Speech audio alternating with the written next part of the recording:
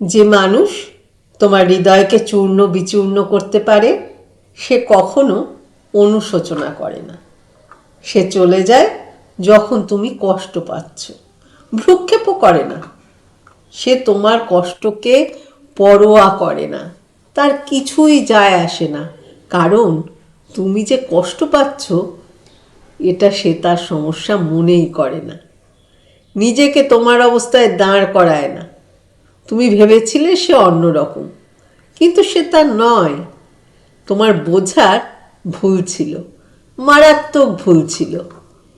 তারা স্বার্থপর হয়, তাই তারা তোমাকে ব্যবহার করে, তোমাকে তাদের কাজে লাগায়। এখন তাদের কাছে তুমি অতটা কাজের নয়, তাই ছুঁড়ে ফেলে দিয়েছে। এটা আমাদের কাছে একটা শিক্ষা যে সব সময় ভালোবাসা দিলেই তা ফেরত নাই পেতে পারো। পরিবর্তে পেতে পারো অপমান, তিরস্কার, ভৎসনা, অবহেলা।